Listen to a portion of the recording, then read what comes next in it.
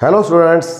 ਤਾਂ ਅੱਜ ਆਪਾਂ ਪੜਾਂਗੇ ਬੱਚੋ ਰੈਗੂਲੇਟਿੰਗ ਐਕਟ 1773 ਦੇ ਵਿੱਚ ਜਿਹੜਾ ਕਿ ਬ੍ਰਿਟਿਸ਼ ਪਾਰਲੀਮੈਂਟ ਲੈ ਕੇ ਆਈ ਕੰਪਨੀ ਨੂੰ ਕੰਟਰੋਲ ਕਰਨ ਵਾਸਤੇ। ਹਾਂਜੀ, ਬ੍ਰਿਟਿਸ਼ ਈਸਟ ਇੰਡੀਆ ਕੰਪਨੀ ਜਿਹੜੀ ਕਿ ਭਾਰਤ ਵਿੱਚ ਆਈ ਸੀ 1600 ਈਸਵੀ ਦੇ ਵਿੱਚ ਸਿਰਫ ਵਪਾਰ ਕਰਨ ਦੇ ਲਈ, ਲੇਕਿਨ ਹੁਣ ਉਹ ਹੌਲੀ ਹੌਲੀ ਭਾਰਤ ਦੀ ਰਾਜਨੀਤੀ ਦੇ ਵਿੱਚ ਜਿਹੜਾ ਦਖਲ ਅੰਦਾਜ਼ੀ ਕਰਨ ਲੱਗ ਗਏ। 1757 ਦੀ ਪਲਾਸੀ ਦੀ ਲੜਾਈ ਜਿੱਤੀ ਉਹਨਾਂ ਨੇ, 1764 ਬਕਸਰ ਦੀ ਲੜਾਈ ਜਿੱਤੀ। ਤਾਂ ਇਹਨਾਂ ਦੋਨਾਂ ਲੜਾਈਆਂ ਤੋਂ ਬਾਅਦ ਔਰ ਰॉबर्ट क्लाइव जिस ਨੂੰ ਕਿ ਭਾਰਤ ਦੇ ਵਿੱਚ ਅੰਗਰੇਜ਼ੀ ਸਾਮਰਾਜ ਦਾ ਮੋਢੀ ਕਿਹਾ ਜਾਂਦਾ ਹੈ, ਤਾਂ ਉਸ ਦੀਆਂ ਨੀਤੀਆਂ ਤੋਂ ਬਾਅਦ ਜਿਹੜਾ ਭਾਰਤ ਦੇ ਵਿੱਚ ਕੰਪਨੀ ਦੇ ਕਰਮਚਾਰੀ ਹੌਲੀ ਹੌਲੀ ਜਿਹੜਾ ਕੀ ਹੋਣਾ ਸ਼ੁਰੂ ਹੋ ਗਏ, ਭ੍ਰਿਸ਼ਟ ਹੋਣਾ ਸ਼ੁਰੂ ਹੋ ਗਏ, ਕਰਪਟ ਹੋਣਾ ਸ਼ੁਰੂ ਹੋ ਗਏ, ਭ੍ਰਿਸ਼ਟਾਚਾਰ ਵੱਧ ਗਿਆ ਉਹਨਾਂ ਦੇ ਵਿੱਚ, ਔਰ ਕੰਪਨੀ ਨੂੰ ਉਸ ਦੇ ਨਾਲ ਜਿਹੜਾ ਫਾਇਦਾ ਉਹ ਘੱਟ ਹੋਇਆ ਔਰ ਨੁਕਸਾਨ ਜਿਹੜਾ ਜ਼ਿਆਦਾ ਹੋਣਾ ਸ਼ੁਰੂ ਹੋ ਗਿਆ। ਤਾਂ ਕੰਪਨੀ ਨੂੰ ਬ੍ਰਿਟਿਸ਼ ਈਸਟ ਇੰਡੀਆ ਕੰਪਨੀ ਨੂੰ ਕੰਟਰੋਲ ਕਰਨ ਵਾਸਤੇ ਜਿਹੜਾ ਰੈਗੂਲੇਟ ਕਰਨ ਵਾਸਤੇ ਤਾਂ ਕੀ ਚੀਜ਼ ਲੈ ਕੇ ਆਈ ਬ੍ਰਿਟਿਸ਼ ਪਾਰਲੀਮੈਂਟ? Regulating act. ਤਾਂ ਇੱਕ ਪਹਿਲਾ ਐਕਟ ਸੀ ਜਿਸ ਦੇ ਨਾਲ ਭਾਰਤ ਦੇ ਵਿੱਚ ਵੀ ਹੁਣ ਰਿਟਨ ਰੂਪ ਦੇ ਵਿੱਚ, ਲਿਖਤੀ ਰੂਪ ਦੇ ਵਿੱਚ ਕੰਪਨੀ ਦੇ ਕੰਮਾਂ ਨੂੰ ਜਿਹੜਾ ਉਹ ਦੇਖਿਆ ਜਾਏਗਾ। ਤਾਂ ਇਸ ਦੇ ਵਿੱਚ ਕੀ ਹੋਇਆ? ਪਹਿਲੀ ਗੱਲ ਤਾਂ ਸੀ ਵੀ ਜਿਹੜੇ ਕੰਪਨੀ ਦੇ ਕੰਮ ਨੇ, ਕੰਮਾਂ ਨੂੰ ਦੇਖਣ ਲਈ ਜਾਂ ਉਹਨਾਂ ਦੀ ਜਾਂਚ ਪੜਤਾਲ ਲਈ ਕੀ ਬਣਾਇਆ ਗਿਆ? Regulating act.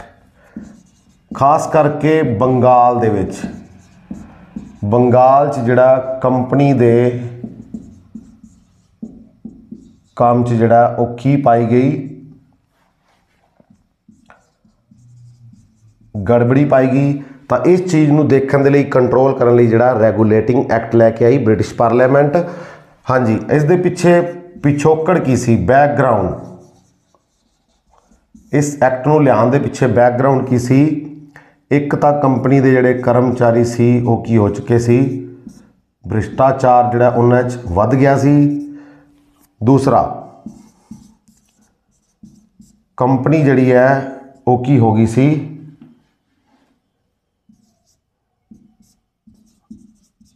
ਵਿੱਤੀ ਸੰਕਟ। ਕੰਪਨੀ ਤੇ ਜਿਹੜਾ ਵਿੱਤੀ ਸੰਕਟ, ਫਾਈਨੈਂਸ਼ੀਅਲ ਕ੍ਰਾਈਸਿਸ ਆ ਗਿਆ ਸੀ। ਬੰਗਾਲ ਦੇ ਵਿੱਚ ਜਿਹੜਾ ਅਕਾਲ ਪਿਆ, ਦੋਹਰੀ ਸ਼ਾਸਨ ਪ੍ਰਣਾਲੀ,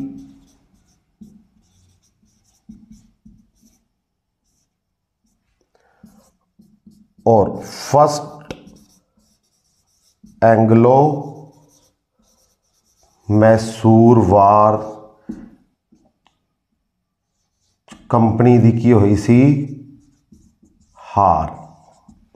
ਹਾਂਜੀ, ਤਾਂ ਇਹ ਕੁਝ ਕਾਰਨ ਸੀ ਜਿਸ ਦੇ ਕਾਰਨ ਜਿਹੜਾ ਰੈਗੂਲੇਟਿੰਗ ਐਕਟ ਲੈ ਕੇ ਆਉਣਾ ਪਿਆ। ਭ੍ਰਿਸ਼ਟਾਚਾਰ ਵੱਧ ਗਿਆ ਸੀ, ਕਰਪਸ਼ਨ ਵੱਧ ਗਈ ਸੀ, ਕੰਪਨੀ ਦੇ ਕਰਮਚਾਰੀ ਖੁਦ ਜਿਹੜਾ ਨਿੱਜੀ ਵਪਾਰ ਕਰਨ ਲੱਗ ਗਏ ਸੀ, ਗਿਫਟ ਲੈਣ ਲੱਗ ਗਏ, ਔਰ ਕੰਪਨੀ ਨੂੰ ਉਸ ਦਾ ਫਾਇਦਾ ਜਿਹੜਾ ਉਹ ਨਹੀਂ ਹੋਇਆ ਔਰ ਕੰਪਨੀ ਜਿਹੜੀ ਉਹ ਘਾਟੇ ਚਲੀ ਗਈ, ਔਰ ਕੰਪਨੀ ਦਾ ਵਿੱਤੀ ਸੰਕਟ ਜਿਹੜਾ ਵੱਧ ਗਿਆ। ਕੰਪਨੀ ਦੇ ਵਿੱਚ ਫਾਈਨੈਂਸ਼ੀਅਲ ਕ੍ਰਾਈਸਿਸ ਆ ਗਏ ਕਿਉਂਕਿ ਲਗਾਤਾਰ 2 ਯੁੱਧ ਲੜੇ ਉਹਨਾਂ ਨੇ, 1757 ਦਾ, ਫਿਰ 1764 ਦਾ, ਔਰ ਉਸ ਤੋਂ ਬਾਅਦ ਜਿਹੜਾ ਵਿੱਤੀ ਸੰਕਟ ਹੈ ਕੰਪਨੀ ਦੇ ਉੱਪਰ ਕਾਫੀ ਜ਼ਿਆਦਾ ਹੋ ਗਿਆ। ਅਕਾਲ, ਤਾਂ ਬੰਗਾਲ ਦੇ ਵਿੱਚ ਅਕਾਲ ਆਇਆ 1769-70 ਦੇ ਵਿੱਚ, ਤਾਂ ਉਸ ਦੇ ਨਾਲ ਵੀ ਕੰਪਨੀ ਦਾ ਜਿਹੜਾ ਲੈਵਲ ਹੈ ਉਹ ਥੱਲੇ ਆ ਗਿਆ। ਦੋਹਰੀ ਸ਼ਾਸਨ ਪ੍ਰਣਾਲੀ ਬੰਗਾਲ ਦੀ ਕਿਹਨੇ ਕੀਤੀ ਸੀ? ਰॉबर्ट क्लाइव ਨੇ ਕੀਤੀ ਸੀ। ਇੱਕ ਪਾਸੇ ਕੰਪਨੀ ਸ਼ਾਸਨ ਚਲਾ ਰਹੀ ਸੀ ਔਰ ਦੀਵਾਨੀ ਕੰਪਨੀ ਕੋਲ ਸੀ, ਦੂਸਰੇ ਪਾਸੇ ਨਵਾਬ ਜਿਹੜਾ ਬੰਗਾਲ ਦਾ ਨਵਾਬ ਦਾ ਸ਼ਾਸਨ ਚੱਲ ਰਿਹਾ ਸੀ ਬੰਗਾਲ ਵਿੱਚ। ਤਾਂ ਬੰਗਾਲ ਦੀ ਦੋਹਰੀ ਸ਼ਾਸਨ ਪ੍ਰਣਾਲੀ ਔਰ ਫਸਟ ਐਂਗਲੋ ਮੈਸੂਰ ਵਾਰ ਜਿਹੜੀ ਹੋਈ ਸੀ ਹੈਦਰ ਅਲੀ ਔਰ ਬ੍ਰਿਟਿਸ਼ ਈਸਟ ਇੰਡੀਆ ਕੰਪਨੀ ਦੇ ਵਿਚਕਾਰ, ਉਸ ਕੰਪਨੀ ਦੀ ਜਿਹੜੀ ਹਾਰ ਹੋਈ। ਤਾਂ ਇਹ ਕੁਝ ਕਾਰਨ ਸੀ ਜਿਸ ਕਰਕੇ ਰੈਗੂਲੇਟਿੰਗ ਐਕਟ ਨੂੰ ਲੈ ਕੇ ਆਉਣਾ ਪਿਆ ਕੰਪਨੀ ਦੇ ਖਿਲਾਫ। ਹਾਂਜੀ, ਤਾਂ ਪਹਿਲਾ ਕੀ ਸੀ? ਬੰਗਾਲ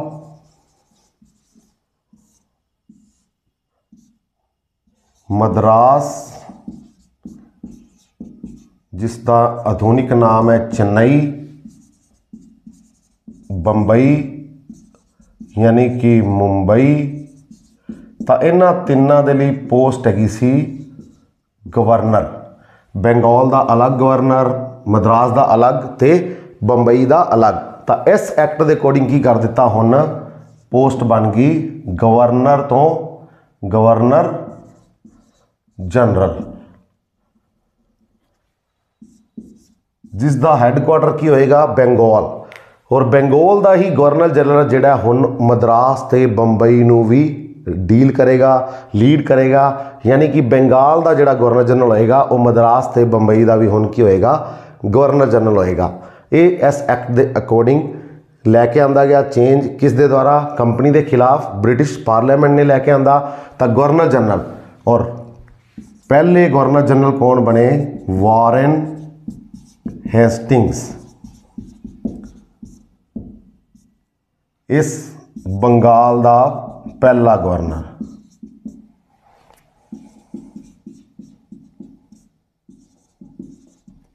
भारत दे विच अगर गल करिए तो वारन हेस्टिंग्स 1773 के रैगूलेटिंग एक्ट तो बाद बंगाल का पहला गवर्नर जनरल बनाया गया। याद रखना, बड़ा इंपॉर्टेंट क्वेश्चन है बच्चों। बंगाल का ही जिहड़ा गवर्नर जनरल होएगा हुण वो बंबई ते मद्रास नूं भी कंट्रोल करेगा। यानी कि तीनों ही प्रेजिडेंसियां, तीन प्रेजिडेंसियां सी, पहला तिन्ना दा गवर्नर अलग अलग सी, पर हुण गवर्नर जनरल बना दिता गया। तो ये तीनों किस दे कंट्रोल च आउणगे? बंगाल दे विच।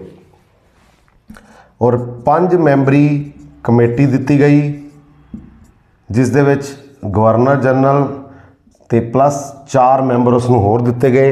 एक तरह की की बनाई गई? कार्यकारी काउंसिल, जिहड़ी कि फैसले लेगी कंपनी के खिलाफ या भारत दे विच जो कुछ भी हो रहा है, तो उसनूं कौन देखेगा? हुण गवर्नर जनरल, तो उस दे नाल 4 जिहड़े होर मैंबर लगाए गए ने, कार्यकारी काउंसिल बना दी गई। और इस संचालक मंडल कोर्ट ऑफ डायरैक्टर्स जिहड़ा टन्योर है वो कितना कर दिता गया? 4 साल। तो ये 4 सालों लई संचालक मंडल है जिहड़ा कोर्ट ऑफ डायरैक्टर है वो काम करेगा। कलकत्ता दे फोर्ट विलियम दे विच एक अपैक्स कोर्ट की स्थापना की गई,